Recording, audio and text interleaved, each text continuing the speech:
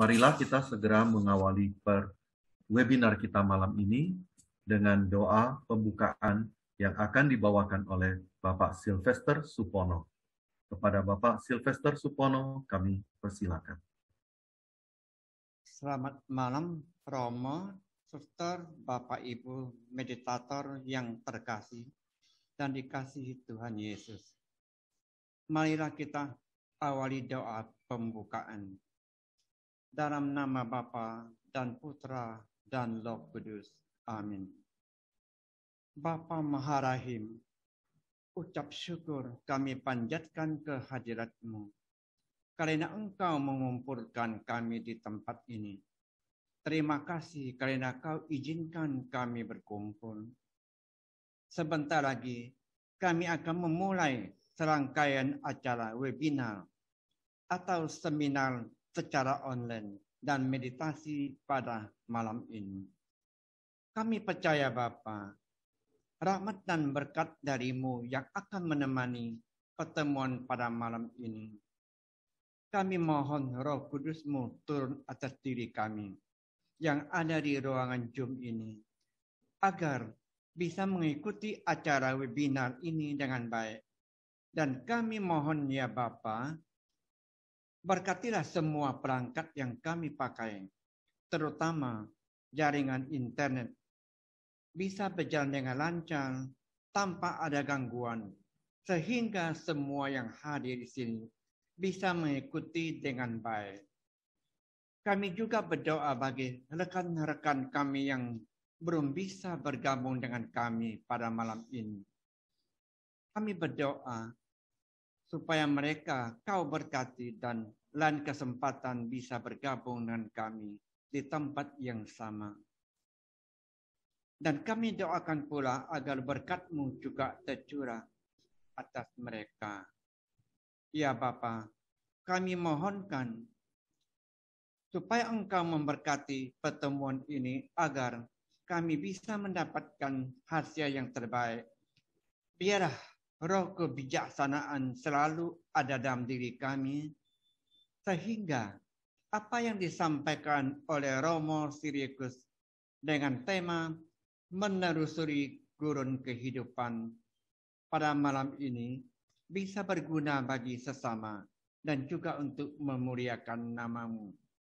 Kami serahkan pertemuan kami seutuhnya kepadamu dengan perantaraan Yesus Tuhan kami. Amin. Dalam nama Bapa dan Putra dan Roh Kudus. Amin. Terima kasih, Bapak Supono. Selanjutnya, marilah kita mendengarkan sambutan dari Romo Pius Barces selaku pastor moderator dari komunitas MK Pontianak. Kepada Romo Pius Barces, kami persilakan. Romo, mic-nya belum dibuka. Ya. Terima kasih atas waktu yang diberikan kepada saya. Romo Siriakus yang kami kasihi dan kami banggakan, para Romo, Suster, Bruder, Bapak dan Ibu, serta saudara-saudari yang saya kasihi dalam Tuhan kita Yesus Kristus. Salam dan salam sejahtera untuk kita semua.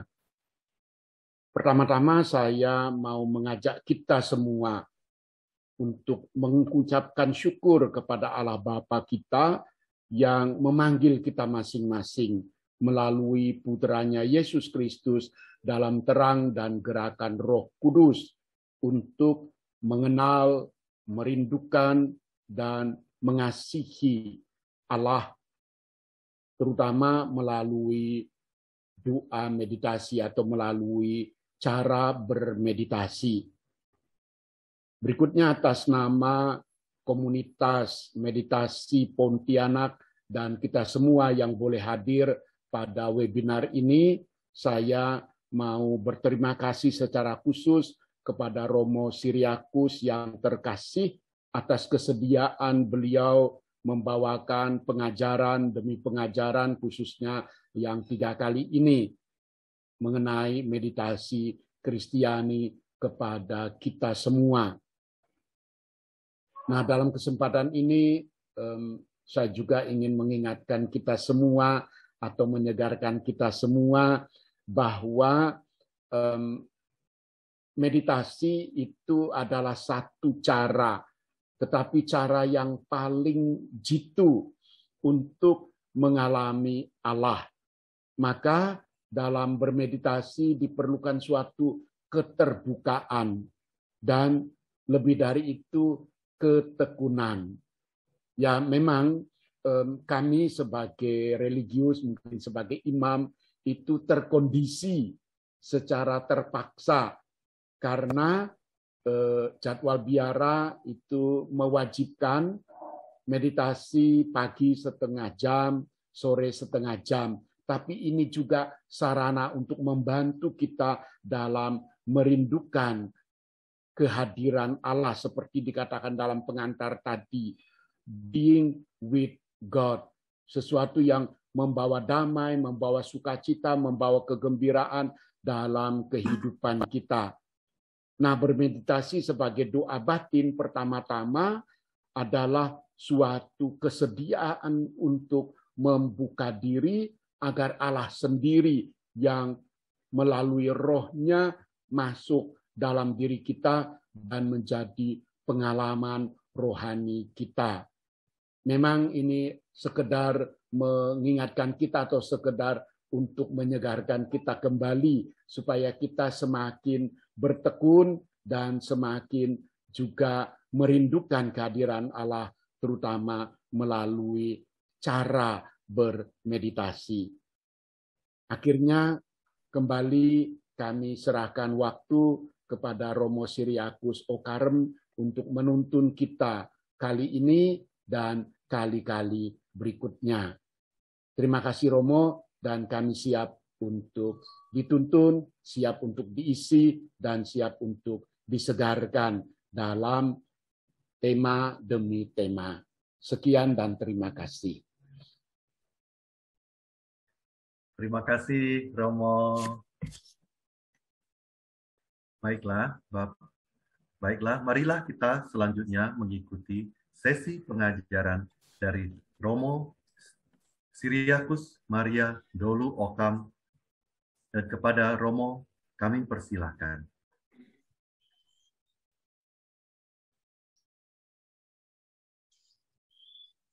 Selamat malam Romo dan Suster, Bapak Ibu, para meditator yang terkasih. Kita akan memasuki percakapan-percakapan mengenai menelusuri gurun kehidupan, desert experiences and dark night of our life. Kalau kita boleh menggambarkan kehidupan ini, mungkin kita akan memahami kehidupan ini bagaikan sebuah perjalanan mengarungi padang gurun. Perjalanan rohani adalah perjalanan mengarungi padang gurun yang luas. Orang seringkali membayangkan kehidupan rohani itu bagaikan peziarahan bangsa terpilih dari tanah Mesir menuju tanah Kanaan. Kalau kita boleh bayangkan, tanah Kanaan itu tujuan dari perjalanan itu, dan tanah Mesir adalah tempat perbudakan, di mana orang mengalami bahwa kebebasannya diambil. Orang dijerat oleh banyak ikatan-ikatan yang memperbudak mereka. Tetapi pelepasan dari perbudakan itu hanya mungkin melalui tindakan mengarungi padang gurun itu. Itulah simbol dari kehidupan rohani kita. Dalam 3 sesi ke depan, kita akan bicara tentang hal ini. Tapi pertama sekali, pada malam hari ini, kita akan bicara tentang perjalanan rohani kita. Besok, minggu depan, kita akan bicara tentang menelusuri berjalan dalam kegelapan, di mana kita coba melihat bagaimana Santo Yohanes dari Salib membantu kita untuk melewati malam gelap pengalaman padang gurun kehidupan ini. Dan pada pertemuan terakhir saya mencoba menunjukkan bagaimana John Main dan meditasi Kristiani membantu kita untuk melewati padang gurun perjalanan rohani itu. Baiklah Bapak dan Ibu, para meditator, Romo dan Suster, kita memasuki percakapan sesi pertama, perjalanan rohani kita. Pada suatu saat di dalam kehidupan kita, kita merasakan sebuah kerinduan yang kuat, sebuah kerinduan yang mendesak hati kita untuk sejenak diam, hening, dan berdoa. Bahkan dalam kesibukan yang amat menekan kita, menyeruaklah di dalam hati kita kerinduan kudus itu. Kita ingin berdoa. Kita ingin dekat dengan Tuhan. Kita ingin bersatu dengannya secara nyata dalam kehidupan kita. Mengapa kegelisahan kudus ini selalu ada dan menyertai hidup kita, walaupun kita berusaha untuk mengabaikannya? Jadi kita melihat bahwa dalam pengalaman hidup kita, tiba-tiba saja tanpa kita duga, tanpa kita pikirkan, tiba-tiba muncul di dalam hati kita keinginan, kerinduan untuk menyepi, keinginan, kerinduan untuk menyendiri, untuk berdoa. Mungkin kita mengabaikan kecenderungan ini, panggilan ini, tapi dia selalu saja muncul. Maka kita kemudian bertanya, mengapa kerinduan ini? Kerinduan untuk hening, kerinduan untuk berdoa, kerinduan untuk mendekatkan diri pada Tuhan, itu selalu muncul dalam hati kita. Bahkan dialami juga oleh orang-orang yang mungkin kita anggap hampir tidak mempedulikan Tuhan di dalam kehidupan. Tapi suatu hari tanpa dia duga, kerinduan ini juga masuk dan menyentuh hatinya. Jadi pertanyaan kita, mengapa ada kerinduan ini? Salah satu jawaban, dan itu saya ambil dari Santo Yohanes dari Salib. Dia menerangkan mengapa kerinduan ini ada. Dia mengatakan begini, Allah oleh cintanya kepada kita seakan telah melukai hati kita. Hati kita dilukai oleh cinta ilahinya. Dan Allah itu nakal. Setelah ia melukai hati kita dengan luka cinta, ia seakan pergi meninggalkan kita begitu saja. Karena itu jiwa kita berteriak menjerit. Saya coba tunjukkan hal ini dalam puisinya yang indah, Mada Rohani. Yohana, saya persilahkan untuk menayangkan. Coba Bapak dan Ibu baca puisi ini. Ini puisi dari Mada Rohani, tapi saya menunjukkan bahwa dalam puisi itu, dia memperlihatkan Allah melukai hati kita dengan cintanya. Di mana kau sembunyi kekasih? Engkau pergi berlari bagaikan rusa jantan setelah engkau melukai aku. Mada Rohani bait 1. Mengapa setelah kau melukai hati ini tidak kau sembuhkan juga? Mada Rohani bait 9. Padamkan derita ini, tak seorang pun dapat memadamkannya. Biarlah mataku memandang.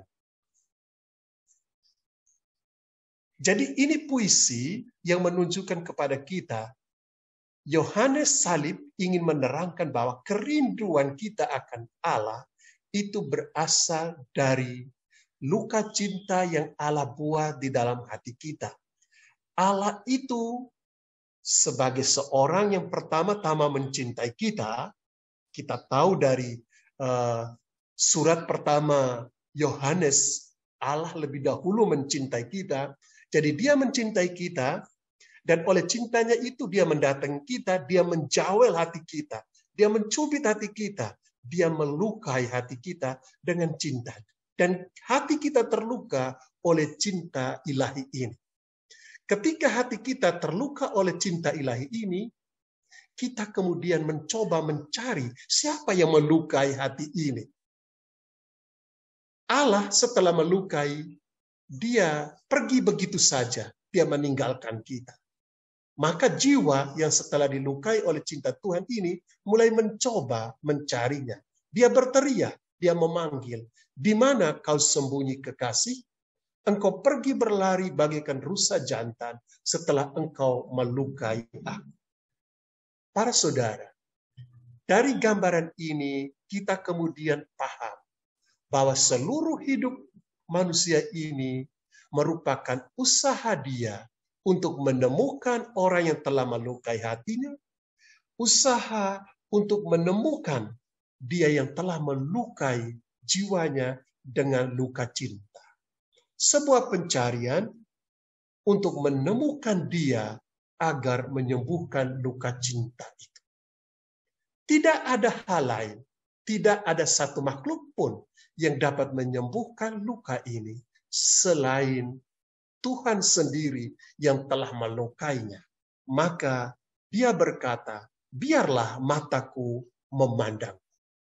Artinya, dalam pengalaman kontemplasi, dalam pengalaman memandang Allah di dalam kediaman batin kita, itu yang selalu kita katakan dalam meditasi, pengalaman penyembuhan itu terjadi.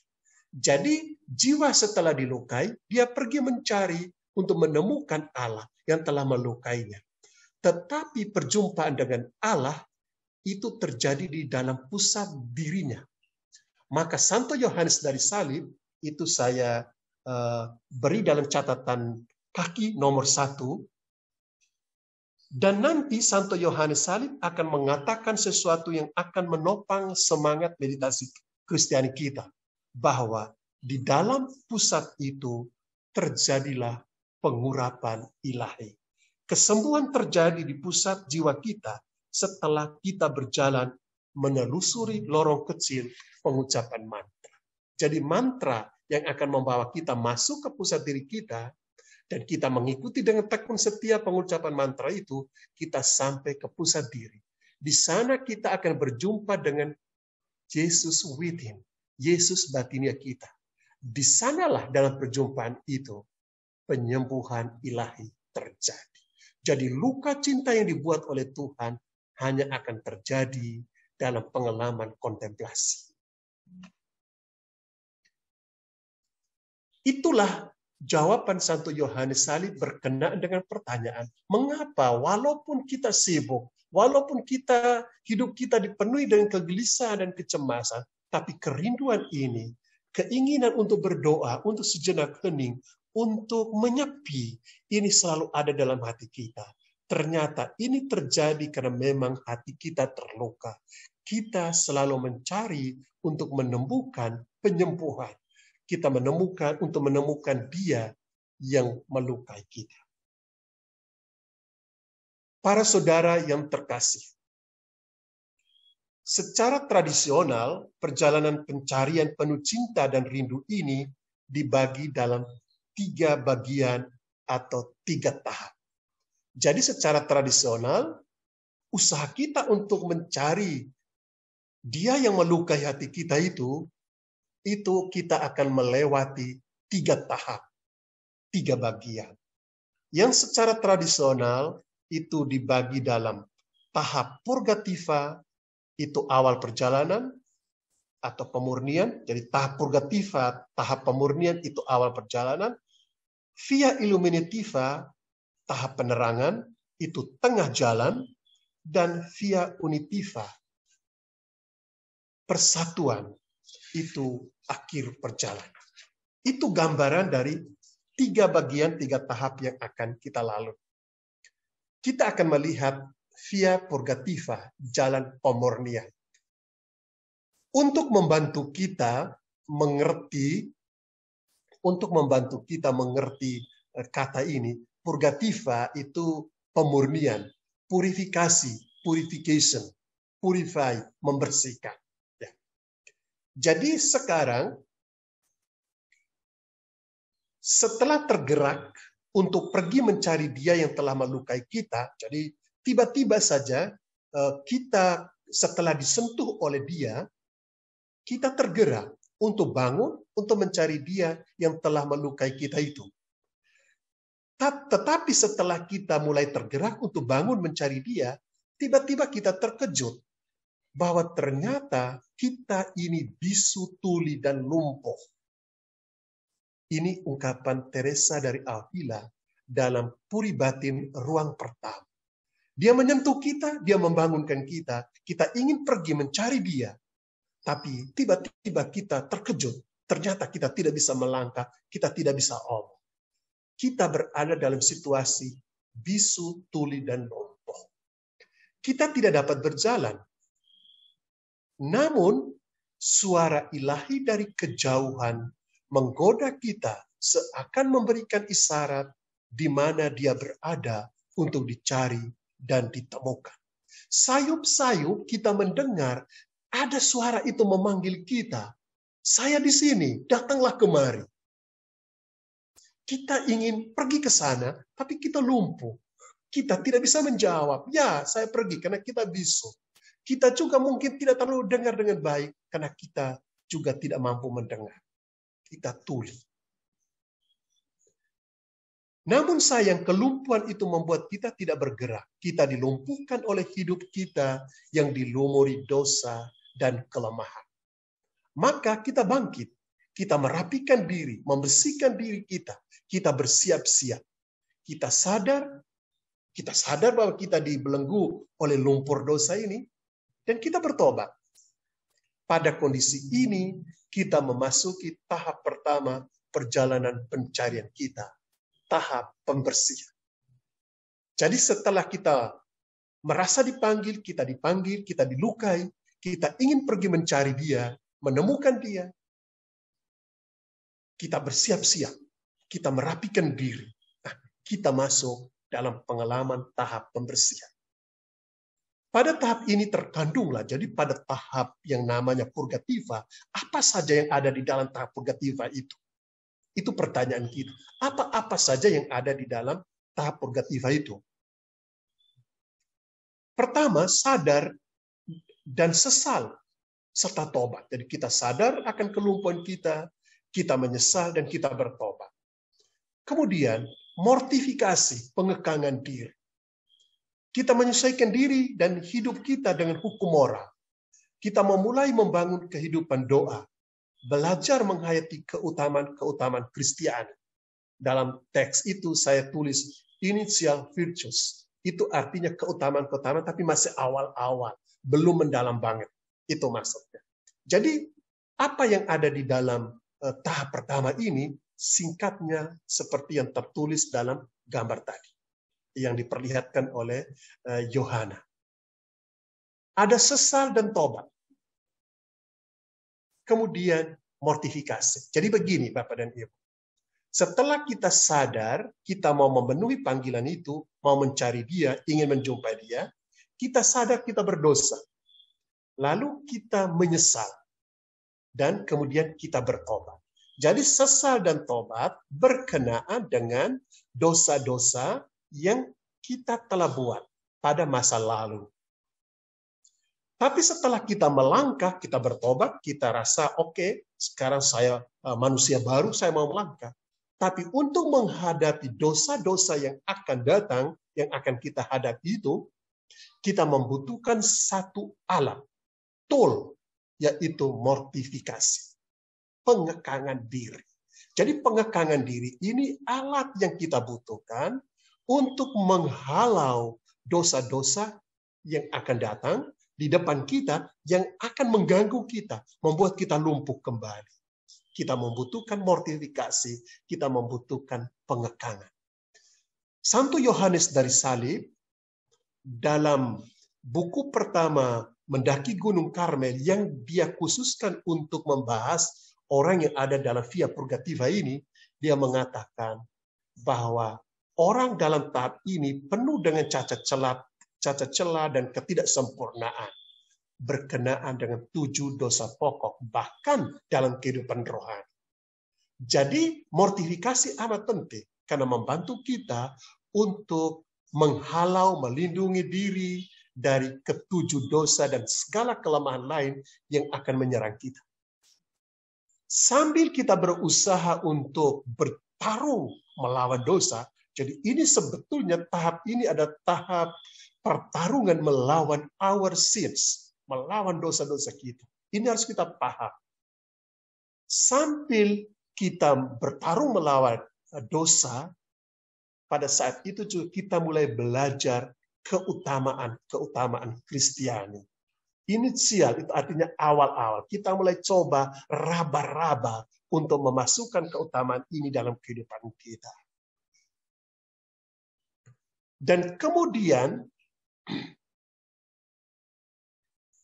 dalam tahap ini, doa yang biasa dipakai adalah doa vokal, doa meditasi diskursif, doa afeksi, doa rekoleksi aktif. Jadi begini Bapak dan Ibu, kita mulai melangkah. Dia panggil kita melangkah untuk mencari, menemukan dia, berjumpa dengan dia. Untuk berjumpa dengan dia, kita butuh mortifikasi.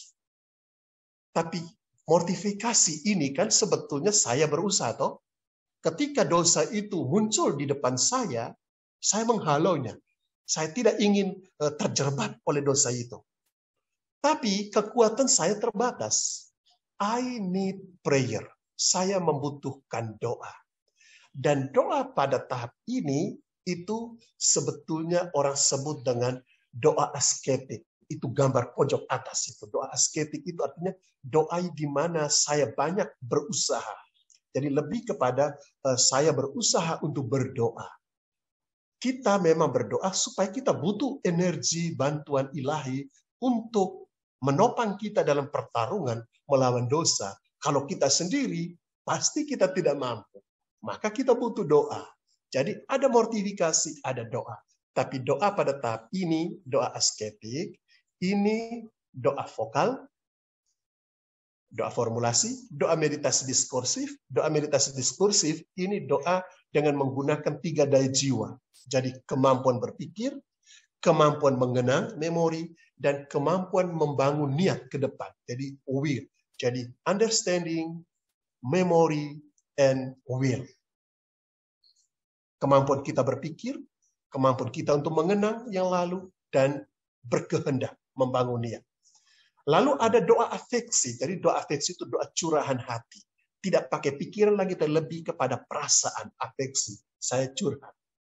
Dan doa rekoleksi aktif. Nah, doa rekoleksi aktif ini rekoleksi ya, mengumpulkan. Jadi pada doa ini kita mengumpulkan indera-indera kita. Jadi berarti mata kita tutup, mulut kita tutup, perasaan-perasaan kita, kemampuan-kemampuan kita untuk berpikir, untuk mengenang, untuk berkehendak, itu kita satukan. Jadi kita rekoleksi, kita nyatukan.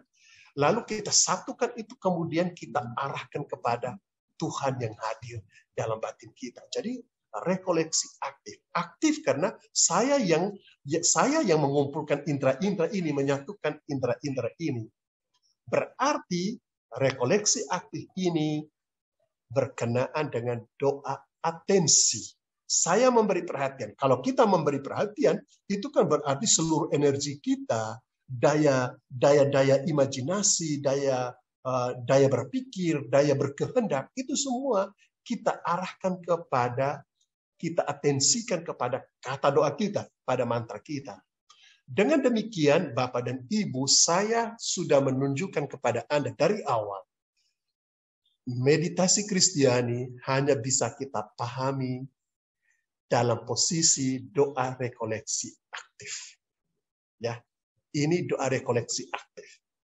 Doa rekoleksi aktif ini meskipun pada tahap pertama, tahap purgativa, tapi ini adalah langkah lebih maju.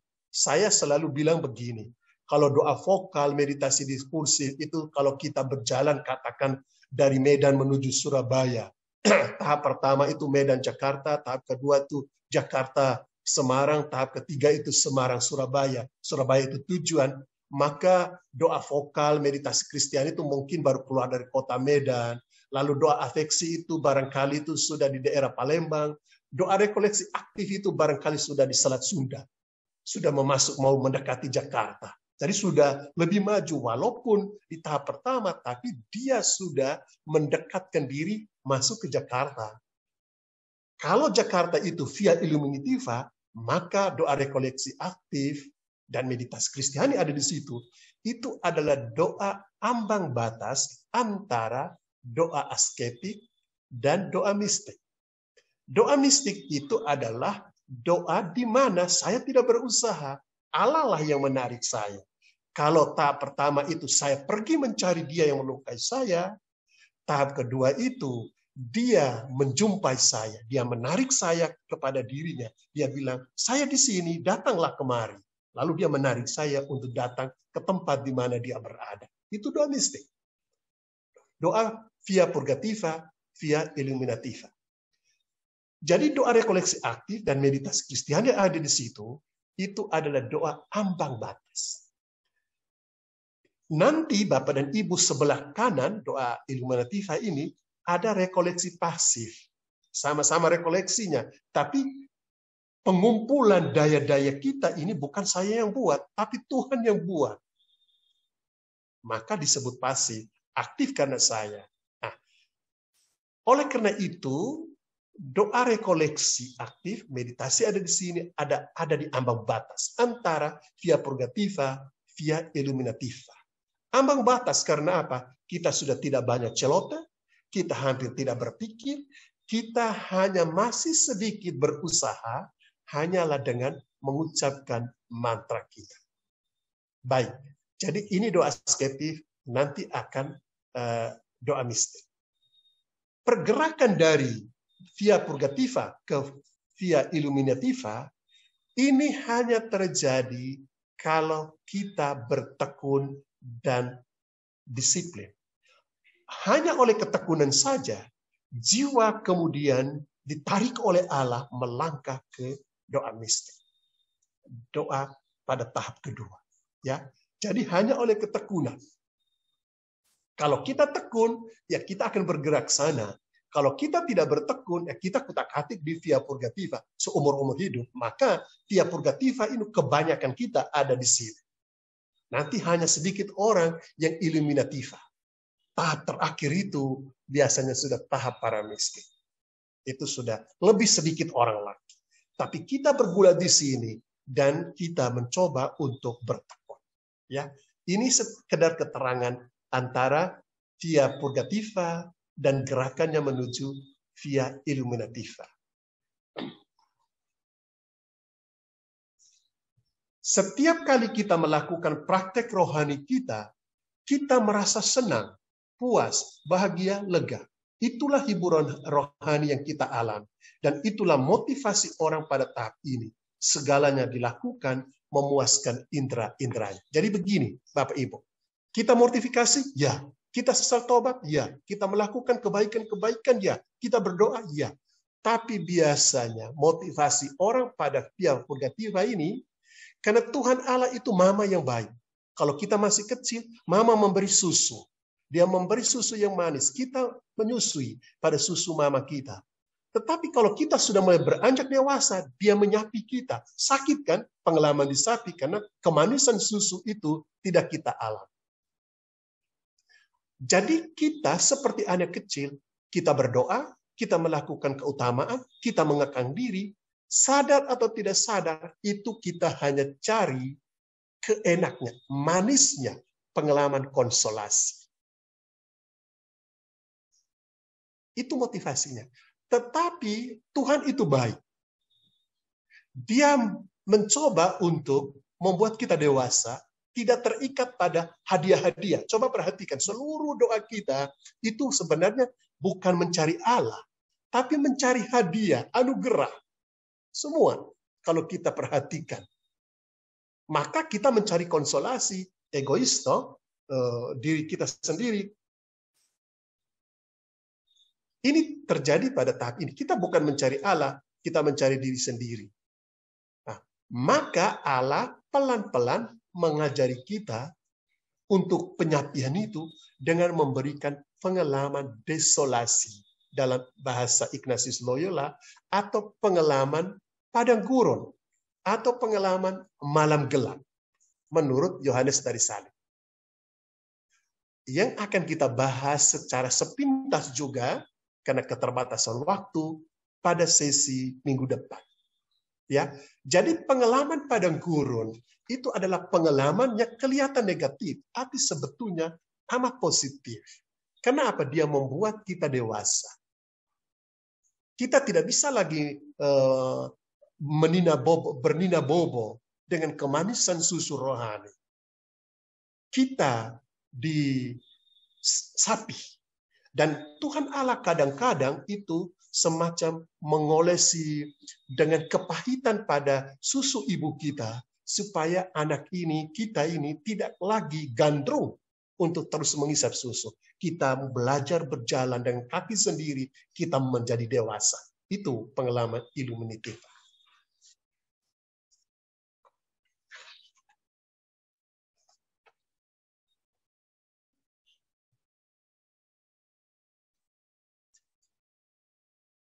Sekarang kita melihat via Illuminativa, jalan pencerahan. Jadi setelah jiwa dimurnikan dari kesalahan masa lampaunya melalui sesal dan tobat, jiwa bertumbuh dalam keutamaan-keutamaan melalui doa, meditasi, mortifikasi, dan melawan segala kecenderungan kepada dosa dan segala pencobaan. Sekarang jiwa memasuki tahap baru yang disebut tahap Illuminativa, tahap pencerahan. Tujuan utama dari tahap rohani ini adalah meneladani dan mengikuti Yesus dengan melakukan praktek-praktek keutamaan Kristiani. Bila pada tahap pemurnian keutamaan-keutamaan masih baru bertumbuh, initial virtues, di sini keutamaan-keutamaan itu sudah berkembang. Jadi begini, fantasi rohaninya begini. Dia melukai hatiku, saya terbangun, saya mau mengejar dia. Tapi waktu saya mengejar dia, ternyata saya lumpuh oleh dosa. Maka tahap pertama adalah tahap bersih-bersih lumpuh. Setelah bersih-bersih lumpuh, sudah bersih, oke. Sekarang saya sudah lihat dia di sana. Saya mulai mengejar dia, mengikuti dia. Jadi yang tahap pertama itu terarah pada diriku, bersih-bersih diri. Tahap kedua itu bukan lagi kepada diri, tapi kepada Yesus. Saya mau mengikuti dia. Melalui apa? Melalui keutamaan. Keutamaan teologis, iman, harap, kasih, keutamaan moral, kebijaksanaan, keadilan, keberanian, penguasaan diri. Iman, harap, kasih berkenaan dengan Tuhan, kebijaksanaan, keadilan, keberanian, penguasaan diri berkenaan dengan diri kita, berkenaan dengan sesama. Oleh karena itu, ini bisa dibaca detail dalam teks. Doa dalam tahap ini sudah disebut doa kontemplasi tercurah dan rekoleksi pasif atau doa tenang. Ini penting pembedaan ya, Bapak dan Ibu. Yang tadi itu doa asketik itu kadangkala orang sebut meditasi, tapi meditasi diskursif ya, bukan meditasi Kristiani. Meditasi Kristiani itu doa aktif ini, doa rekolektif aktif, atau kadangkala orang sebut doa kontemplatif. Doa kontemplatif itu ada di garis sini ya, ambang batas. Jadi doa kontemplatif itu adalah nama lain dari doa rekoleksi aktif, itu adalah nama lain dari meditasi Kristiani. Itu nama berbeda untuk realitas rohani yang sama. Jadi doa kontemplatif itu masuk via purgativa karena saya yang berusaha, saya yang berdoa walaupun tidak pakai pikiran dan mulut, saya lebih hening, lebih batin. Tapi kontemplasi tercurah itu artinya Tuhan mencurahkan kontemplasi, menguasai batin kita dengan kehadiran sucinya. Jadi the presence of God, kehadiran Tuhan itu bukan karena saya yang mengusahakan, tapi memang dia memasukkan dirinya dalam batin kita dan menguasai kita. Maka disebut kontemplasi tercurah. Bapak dan Ibu, kalau kita baca Kalau kita baca buku-buku rohani, orang akan bilang begini, ketika orang ngomong tentang kontemplasi, orang akan bilang, ini kontemplasi Karmel. Karena Yohanes Salib, Teresa Avila. Untuk dibedakan dengan kontemplasi Yesuit. Karena kontemplasi di Yesuit itu masih pakai diskursif. Yang untuk Yohanes Salib dan Teresa Avila dan Karmel, ini masih masuk via purgativa, doa asketik. Belum kontemplasi tercurah. Yohanes Salib, sekadar untuk tahu saja, kalau dia sebut kontemplasi, itu artinya kontemplasi tercurah. Infusa kontemplasi. Jadi bukan saya yang berdoa, Allah berdoa di dalam diriku. Jadi ini ciri dari orang yang berada dalam via illuminativa. Ketika kita tetap bertekun, Tuhan itu baik. Dia membawa kita lebih lanjut ke tahap yang disebut dengan tahap unitiva. Sebenarnya tahap unitiva ini tujuan. Ya, tujuan. Ini adalah tahap para mistik. Sangat sedikit orang. Ya, persatuan intim dan habitual dengan Allah. Jadi intim artinya persatuan dengan Tuhan itu intim. Habitual itu berarti persatuan kita, kedekatan kita dengan Tuhan, rasa hadirat Tuhan itu bukan kadang-kadang. Habitual itu berarti sudah sangat sering.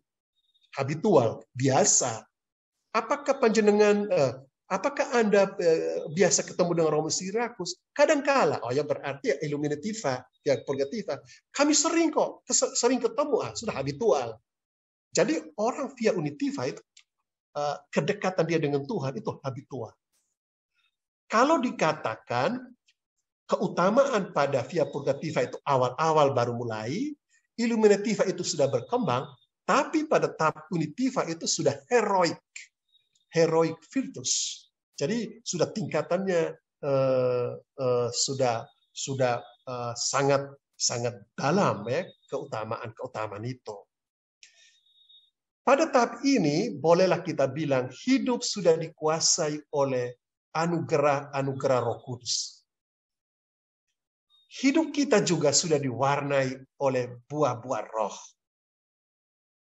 Saya sangat senang dengan meditasi Kristiani, karena dia itu sebenarnya Bapak dan Ibu. Meditasi Kristiani oleh John May, dia tidak nerangkan ini semua. Kita itu ada di doa rekoleksi aktif ini, kita ada di sini di doa rekoleksi aktif ini, kita cuma mengucapkan mantra, suddenly, tiba-tiba, tanpa mengalami doa kontemplasi tercurah, doa tenang, doa persatuan, pertunangan, kita itu sudah masuk ke via unitiva. Kenapa? Kita terkejut tiba-tiba hidup kita dikuasai oleh buah-buah roh. Maka selalu kita rujuk kepada ini.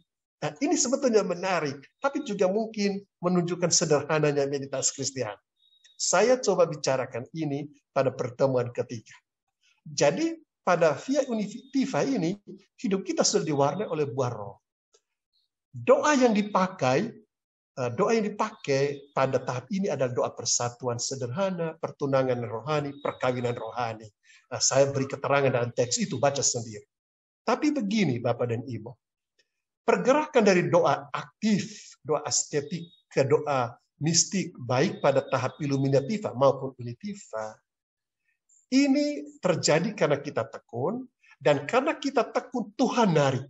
Bukan karena saya mau, bukan karena saya melangkah dengan kekuatanku, Tuhan narik. Masuklah saya ke sini. Karena saya bertekun, saya bertumbuh, Tuhan narik lagi ke sini. Sehingga masalah doa itu bukan masalah saya, tapi masalah Tuhan. Itu adalah anugerah. Kita berusaha, tapi kita tetap mohon, Tuhan, semoga saya mampu berjalan. Dan perjalanan ini bukan perjalanan minum susu. Kalau Anda ingin minum susu, Anda di sini Bapak dan Ibu, di purgativa. Kalau dalam bahasa Paulus, kita itu masih anak-anak. Belum bisa api. Kita harus berani masuk dalam pengalaman kegelapan, dalam pengalaman padang kor. Ya. Dan kelihatan negatif, tapi sebetulnya itu positif. Tanda bahwa kita bertumbuh. Kalau kita masih tetap manis, itu kita masih anak-anak. Kita belum menjadi dewasa. sekarang catatan penutup. Bila kita memasuki sebuah hutan untuk menemukan pondok seorang pertapa di tengah hutan itu, ikhtisar perjalanan rohani kita ibaratnya kita berusaha menguasai hutan itu agar perjalanan kita menemukan pondok pertapa itu tidaklah tersesat. Ikhtisar ini juga membantu kita untuk melihat diri sejauh mana kita melangkah dan bagaimana kondisi rohani kita. Ikhtisar ini bagaikan sebuah cermin bagi kita. Jadi Bapak Ibu bisa melihat diri berdasarkan ikhtisar itu. Kita dapat melihat diri kita sendiri. Kita juga tahu bagaimana perjalanan kita ke depan. Ikhtisar ini bagaikan a map of journey. Jadi semacam peta perjalanan. Bandingkan kebutuhan kita akan Google Map. Ketika kita melakukan perjalanan ke alamat tertentu. Dan ketika kita mulai start, kita memasuki pertobatan dan memulai hidup secara baru. Dan lalu melangkah dengan penuh disiplin. Dan terakhir, melalui pemahaman ini Bapak dan Ibu, kita akan terbantu untuk menekuni meditasi Kristiani kita. Karena kita menyadari jalan rohani sederhana yang ditawarkannya. Ada kekuatan menakjubkan yang kita akan lihat dan alami dalam praktek meditasi. Saya sudah mencoba untuk mempersiapkan apa yang mau saya tunjukkan kepada Bapak dan Ibu. Keistimewaan dari meditasi Kristiani kalau kita lihat dalam peta tadi. Bapak dan Ibu, sebelum saya tutup, saya melampirkan dalam teks itu, Bapak dan Ibu saya harap baca ya, itu adalah menurut orang kudus bagaimana mereka mencoba membagi berdasarkan pembagian tradisional tadi. Ada Teresa dari Avila. Teresa Avila itu kalau baca Puri Batin, ruang 1 ke 3 itu via purgativa. Ya, ruangan keempat, kelima itu illuminativa, 6 ke 7 itu ruangan ke-7 itu ruangan unitiva. Kita lihat Santo Yohanes dari Salib besok. Kita lihat Bernardus. Bernardus itu bagus. Dia menggambarkan begini. Kalau orang baru bertobat itu, orang itu boleh baru mencium kaki Yesus. Kalau orang sudah bertumbuh itu, orang boleh mencium tangannya, lambungnya. Dan kalau sudah bersatu, sudah mencium mulut sang mempelai. Lalu ada juga pembagian dari Santo Fransiskus dari Sales. Kita bisa baca Bapak dan Ibu, yang barangkali peta perjalanan ini akan membantu kita melihat kehidupan rohani kita. Dan perlu diketahui bahwa pengalaman padang gurun, pengalaman malam gelap, pengalaman desolasi itu pengalaman yang akan kita alami selama perjalanan dari tahap pertama ke tahap kedua ke tahap ketiga. Itu saja yang bisa saya sampaikan sebagai bahan permenungan percakapan rohani kita pada kesempatan ini. Mudah-mudahan membantu kita untuk melihat peta perjalanan rohani yang akan kita lalui, yang biasa dipakai juga oleh para bapa pembimbing rohani untuk membaca jiwa orang-orang yang datang meminta bantuan mereka. Terima kasih.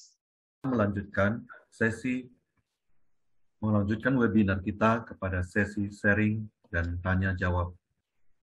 Pertanyaan dapat ditujukan kepada room chat dengan user pertanyaan. Dan bila ada yang ingin memberikan sharing tentang pengalaman kekeringan batin dan malam gelap, dapat mengangkat tangan di layar seperti yang saya contohkan. Dan saat ini sudah ada Ibu Lastri dari Surabaya yang akan memberikan kita sharing. Kepada Ibu Lastri, kami persilakan. Mic-nya belum dibuka, Ibu Lastri.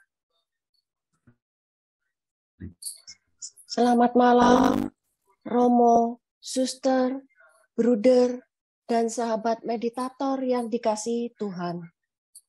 Terima kasih atas kesempatan yang diberikan kepada saya untuk men-sharingkan pengalaman asedia yang saya alami beberapa kali.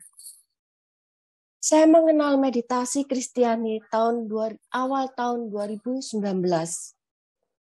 Pengenalan meditasi Kristiani ini adalah jawaban dari Tuhan untuk doa saya, di mana saya ingin sekali mengenal Allah lebih dekat lagi. Sehingga begitu pertama kali saya ikut 6 Week, rasa ingin tahu mengenai meditasi Kristiani begitu besar sekali. Selama 1 tahun, saya mengalami antusias. Antusias yang saya alami ibarat seorang anak kecil yang diberi permen oleh orang tuanya, sehingga anak ini mengalami kegembiraan yang begitu besar. Setelah itu secara tiba-tiba, saya mengalami penyembuhan batin. Setelah berproses di dalam penyembuhan batin, secara tiba-tiba saya mengalami malam gelap. Pada waktu itu, yang saya alami, Allah begitu jauh, seakan-akan hilang di telan bumi. Tidak dapat saya rasakan, hidup menjadi kosong, timbul rasa sedih, seperti seorang anak yang dibuang oleh orang tuanya. Saya lalu teringat puisi-puisi Santo Yohanes dari Salib. Saya yang sudah jatuh cinta kepada Allah, hati saya yang telah terluka oleh cinta yang membara. Tiba-tiba sang kekasihku meninggalkan aku, hilang bagaikan ditelan bumi. Betapa hati ini hancur dan seperti mendapat hukuman. Apa yang saya lakukan? Tetap tenang, melakukan meditasi 2 kali sehari, pagi dan malam. Terus mengucapkan mantra di tengah aktivitas harian saya. Ikut di pertemuan komunitas meditasi Kristiani di paroki saya melalui Zoom, dan saya sharingkan pengalaman saya. Mendapat bimbingan dari Pak Alfian, membaca buku Yohanes dari Salib. Malam gelap itu timbul dan tenggelam. 1 minggu terjadi kekeringan rohani. Lalu setelah itu berganti sukacita, merasakan kehadiran Allah. Lalu kembali lagi malam gelap. Hidup terasa hampa. Kira-kira selama 3 bulan, saya mengalami hal yang demikian. Selama 3 bulan, perasaan saya timbul tenggelam. Misalnya ada rasa marah kepada Allah, ada rasa berdosa. Saya seperti dihukum oleh Allah. Ada rasa bingung, mencari ke sana kemari. Nanti di lain waktu ada rasa tenang, ada rasa sukacita. Suatu kali di WhatsApp komunitas Surabaya, ada seorang oma yang share foto musim salju. Tentu kalau musim salju, semua pohon-pohon kering dan tertutup salju. Jalan-jalan juga tertutup salju. Meskipun pohon-pohon itu kering dan tertutup salju, tapi ketika saya lihat dan pandang lama sekali, ada suatu keindahan di sana. Dan di dalam hati saya ada suara yang mengatakan, itu yang kamu alami sekarang. Di dalam malam gelap ada sesuatu yang indah. Setelah itu, di dalam diri saya bisa menerima apa yang saya alami dan mau mengalami malam gelap lagi. Setelah saya mengetahui maksud dari adanya malam gelap tersebut.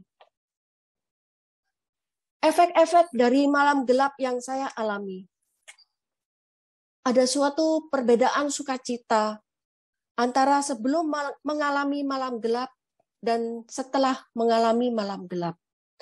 Sebelum mengalami malam gelap, seperti seorang anak kecil yang diberi kembang gula, ada rasa senang, maunya bersaksi terus tentang apa yang dialami, ingin mendapat pujian, merasa bangga dengan diri sendiri, selalu berbuat sesuatu untuk melayani.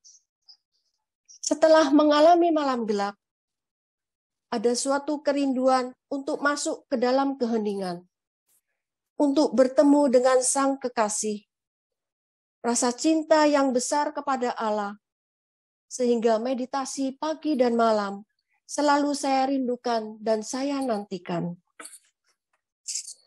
Efek lain dari pengalaman malam gelap ini, ketika melihat bunga wijaya kusuma atau bunga yang lain bermekaran, ada rasa kagum, takjub atas ciptaannya, seakan-akan di sana Allah hadir. Ketika pada masa pandemik mengalami sakit, saya tidak protes. Justru di dalam sakit itu, saya merasa banyak bersyukur untuk lebih dekat dengannya, untuk lebih tekun, setia, dan sederhana bermeditasi. Ketika saya membaca buku Kepenuhan Segala Kerinduan yang diterjemahkan oleh Romo Siriakus, hati saya berkobar-kobar, mencintai Allah yang luar biasa dan bersyukur, karena apa yang saya baca sudah saya alami. Setelah membaca buku tersebut, Kepenuhan Segala Kerinduan, saya baru mengerti maksud adanya malam gelap, yaitu untuk memurnikan hati, sehingga bisa mencapai persatuan dengan Allah seperti yang saya idam-idamkan. Oleh karena itu, jika malam gelap itu muncul lagi di dalam perjalanan rohani saya, maka saya akan menerimanya dengan sukacita. Demikianlah sharing yang saya alami. Semoga bermanfaat bagi kita semua. Terima kasih. Terima kasih Ibu Lastri. Terima kasih atas sharingnya. Begitu baik. Mungkin Romo Siriakus ada tanggapan. Mic-nya belum dibuka, Romo. Terima kasih kepada Ibu Lastri, sebuah pengalaman yang menarik ya, berkenaan dengan bagaimana memasuki atau menyikapi pengalaman kekeringan, pengalaman padang gurun. Yang ingin saya tandaskan itu adalah apa yang dikatakan Ibu Lastri, bahwa dalam pengalaman kekeringan itu dia tetap berusaha untuk setia. Dan memang itu jalan, tidak ada jalan lain untuk menghadapi pengalaman padang gurun, pengalaman kekeringan selain daripada tetap setia, tetap tekun. Itu memang prinsipnya. Ya, terima kasih Ibu Lastri. Begitu tanggapan saya, Bapak Franky. Ya, selanjutnya Romo, ini ada pertanyaan dari Bapak Parjoko dari Bontang. Selamat malam Romo. Bagaimana kita meningkatkan kerinduan kepada Allah? Mengapa kekasih melukai jiwa? Apakah karena jiwa melakukan kesalahan atau dosa? Silakan Romo. Baik, Bapak Parjoto, terima kasih atas pertanyaannya. Bagaimana kita meningkatkan kerinduan kita kepada Allah? Kita bisa meningkatkan kerinduan kita dengan Allah itu dengan berdoa. Kalau kita bayangkan doa itu sebagai perjumpaan dengan Dia, maka semakin kita berjumpa, semakin kita rindu. Sebetulnya ini pengalaman manusiawi. Seandainya seorang pemuda itu memang jatuh cinta pada seorang pemudi, hari ini dia ketemu, pertemuan dia hari ini membuat kerinduan dia akan berlipat-lipat untuk pertemuan hari berikut dan hari berikutnya. Jadi dengan semakin bertemu, semakin besarlah rindu. Sederhananya, kerinduan akan Tuhan itu awal dari perjalanan, tetapi oleh perjalanan itu, kerinduan itu semakin menggebu, semakin mendalam, semakin kuat, sampai pada akhirnya kita masuk dalam pengalaman intimitas dengan Dia yang kita rindukan. Yang oleh para mistik mungkin disebut perkawinan rohani. Dalam keseharian pengalaman kita mungkin kita bisa being with them, ada bersama mereka yang kita cintai, kurang lebih begitu ya. Jadi kerinduan bisa diperbesar dengan perjumpaan, dan perjumpaan itu adalah doa. Pertanyaan kedua dari Bapak Parjoto. Mengapa kekasih melukai jiwanya? Mengapa kekasih melukai jiwa? Apakah karena jiwa melakukan kesalahan atau dosa?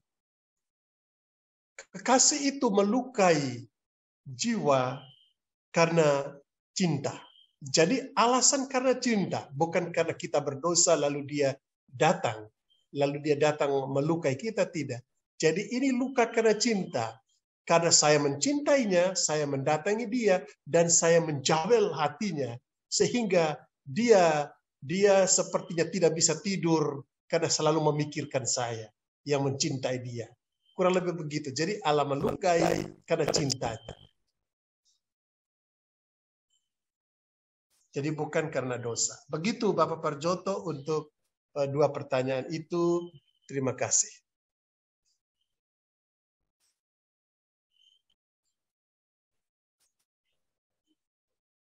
Terima kasih, Romo.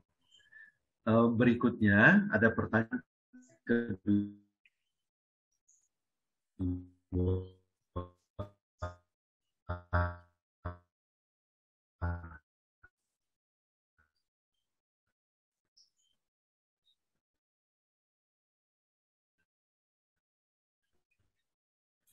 Halo, Pak Franky. Kidung Agung, apakah memang demikian tahapnya? Baik, ini pertanyaan dari Bapak Parjoto juga ya. Pada saat meditasi kita selalu diajarkan untuk mengabaikan semua hal. Namun apa yang dialami para pertapa sangat jelas bahwa mereka memainkan perasaannya seolah-olah sedang jatuh cinta dengan kekasih hati seperti tulisan pada Kidung Agung. Apakah memang demikian tahapannya? Memang para mistik itu selalu mengacu pada Kidung Agung. Santo Yohanes dari Salib itu menyumberkan mada rohaninya juga pada Kidung Agung. Kisah mengenai jiwa, mengenai sang kekasih yang mencari kekasih hatinya.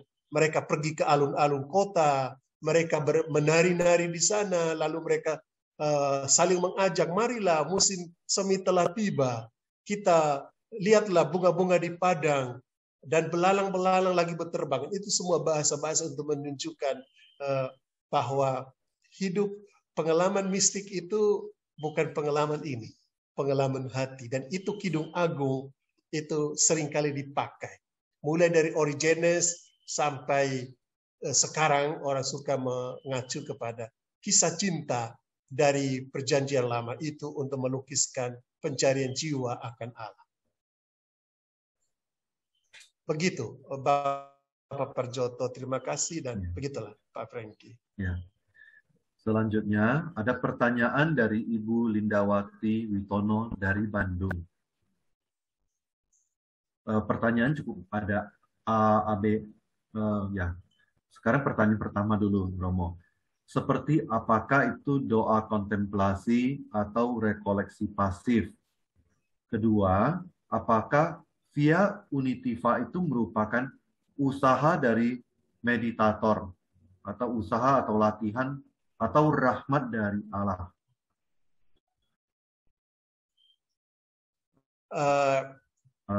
Via rekoleksi secara pasif cuma-cuma oleh Bapak Ibu Witono. rekoleksi pasif. Jadi saya pakai gambaran saja ya. Karena ini Kidung Agung ya sumbernya. Seorang pemuda dia jatuh cinta pada seorang gadis. Pemuda ini mengejarnya. Segala tenaga, pikiran dia kerahkan bagaimana supaya bisa ketemu dengan si gadis ini. Nah, gadis ini jual mahal. Bahasa hariannya kurang lebih begitu. Dia jual mahal. Dia tahu bahwa si pemuda itu mencintai dia. Lalu dia jual mahal. Pura-pura enggan menjawab, pura-pura SMS tidak dijawab, langsung dibalas, tidak.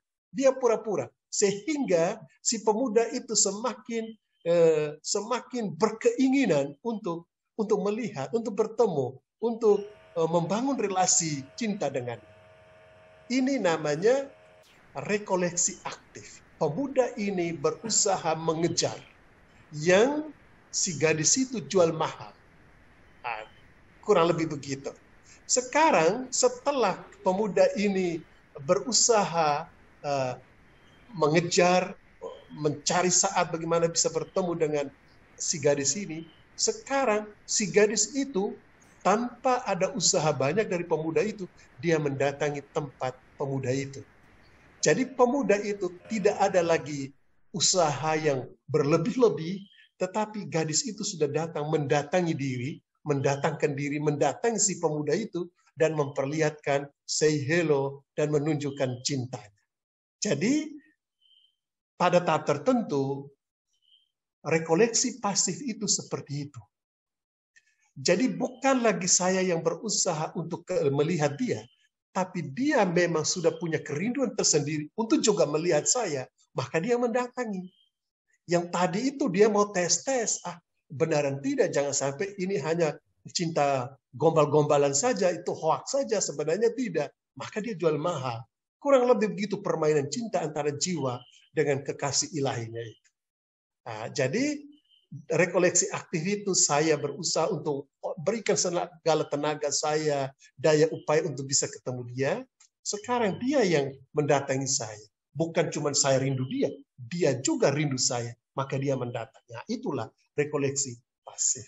Bagaimana perasaan, pengalaman di situ? Sebetulnya karena kita tidak lagi menggunakan daya-daya kita, tidak lagi pakai pikiran, tidak lagi berusaha membuka mata lebar-lebar untuk merasakan atau merasakan kehadiran dia, itu sudah tidak lagi. Jadi berarti tenang. Kita punya mata, kita punya pikiran, kita punya perasaan, sudah sangat tenang. Sangat tenang. Jadi ketenangan itu menjadi ciri dari doa kontemplasi rekoleksi infusa. Apakah via unitiva itu merupakan usaha meditator, usaha yang dilatihkan, atau rahmat anugerah dari Tuhan? Itu adalah perkawinan dari usaha manusia dan rahmat Tuhan. Sebetulnya rahmat Tuhan itu mulai dari awal. Waktu kita mulai dia jawel hati kita, kita sudah mulai tergerak untuk bangkit dan mengejar dia. Sebetulnya pada saat itu rahmat dia sudah masuk.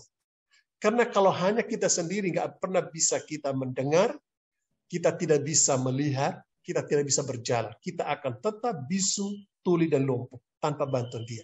Saya berusaha, ya, tapi dengan bantuan dia. Tetapi pada tahap terakhir, jadi kalau begini, Ibu, kalau seandainya Surabaya itu tujuan terakhir, dan tujuan paling akhir itu ada di Surabaya paling timur, kalau kita dari arah barat, maka doa persatuan sederhana itu Surabaya Timur, the center of Surabaya City itu sepertilah di tengah-tengah kota Surabaya itu seperti pertunangan rohani, ujung Surabaya Barat Timur sana itu perkawinan rohani. Sudah ada di kota Surabaya, ya, tapi belum sampai di timur, masih di tengah atau masih di barat untuk membedakan apa. Jadi ketika masih di doa persatuan sederhana atau pertunangan rohani, kita omong di kota Surabaya ini, tahap persatuan itu, kita masih berusaha. Kenapa? Pada saat itu juga selama kita belum sampai di Surabaya Timur, setan masih bisa tarik. Berarti mortifikasi itu tetap jalan, walaupun sudah kurang banyak. Ya, sudah kurang banyak karena energi ilahi itu sudah memampukan kita untuk melawan semua daya tarik keluar itu. Hanya ketika kita sudah sampai Surabaya Timur, sampai di istana kemaharajaannya, kita masuk ke kamar sang mempelai. Pada saat itu, setan tidak bisa tarik, karena itu permanen. Kurang lebih begitulah keterangan. Jadi tetap ada usaha kita sampai terakhir. Begitu, Bapak Franky. Terima kasih, Ibu Lindawati. Ya. Masih banyak sekali pertanyaan yang masuk, Romo. Tetapi saya rasa ini mungkin pertanyaan terakhir yang kita jawab melalui sesi tanya-jawab ini. Nanti mungkin selanjutnya bisa dijawab, Romo, nanti kita share di grup WA kita. Iya. Iya. Baik, ini pertanyaan keempat dan yang terakhir, Romo, dari Ibu Lydia di Tangerang. Bagaimana kaitan ascesis, apatheia, agape dengan via purgativa, via illunativa, dan via unitiva? Mungkin bisa Baik, dijelaskan, Ibu Lydia, terima kasih pertanyaannya. Askesis itu tahap via purgativa. Jadi dalam via purgativa itu isinya memang asketis. Saya berusaha. Askese itu kan artinya latihan, toh. Jadi untuk menunjukkan saya yang aktif, nah, itu askese. Nah, itu ada di pihak dominan, itu ada di via purgativa. Apatheia itu seposisi kurang lebih kalau kita berkaca dari tiga jalan tadi, tiga tahap tadi itu barangkali itu sudah masuk doa rekoleksi pasif. Jadi berarti dia ada di menjelang ambang batas antara via illuminativa dan via unitiva. Agape itu memang saya tidak catat di situ. Sebetulnya dalam kita bilang keutamaan sudah tingkat heroik itu pada tahap terakhir itu nomor satu itu adalah agape. Karena cinta itu adalah keutamaan yang keutamaan teologal, tetapi itu adalah buah roh nomor satu. Bahkan mungkin satu-satunya buah roh itu adalah kasih. Yang lain itu adalah ciri dari kasih itu. Jadi agape itu menjadi sangat dominan pada via unitiva. Apatheia itu adalah akhir dari penderitaan. Itu berarti kalau kita bayangkan menurut teorinya, padang gurun itu besar pada saat via unitiva, lalu pada saat illuminativa dia berkurang. Apatheia itu kan akhir dari padang gurun sebenarnya. Jadi akhir dari padang gurun berarti dia posisi via unitiva sudah mengarah sudah di perbatasan. Karena agape itu adalah anak kandung dari apatheia. Itu kalau kita mencoba membaca ketiga kata ini dalam konteks tiga tahap hidup rohani. Saya kira itu Ibu Lydia yang bisa saya terangkan. Mudah-mudahan membantu. Tapi begini, saya ingin, ini memang kelihatannya secara teori bisa diterangkan. Tapi yang ingin saya tekan kepada Bapak dan Ibu adalah bahwa perjalanan ini hanya mungkin kalau kita tekun. Selama kita tidak menekuninya, kita tidak masuk dalam pengalaman itu, dan pengalaman itu tidak bicara apa-apa untuk hidup kita. Kita ini seperti orang yang ingin memiliki mobil, tapi kita tidak pernah punya mobil. Nyatanya kita tidak pernah mobil. Kita hanya punya gambar mobil tentang detail-detail mobil, tapi kita tidak pernah memiliki mobil. Kalau kita tidak menekuni prakteknya. Oleh karena itu, secara teori mungkin enak didengar, tetapi kita harus masuk dalam praktek. Karena ketekunan itulah adalah jalan yang membawa kita menelusuri padang gurun, menelusuri perjalanan rohani itu. Terima kasih. Terima kasih, Romo. Dengan sudah dijawabnya pertanyaan keempat, berarti berakhir sudah sesi sharing dan tanya jawab. Dan untuk mengakhiri sesi sharing dan tanya jawab kita, saya ingin membacakan refleksi yang diberikan oleh Romo Siriakus.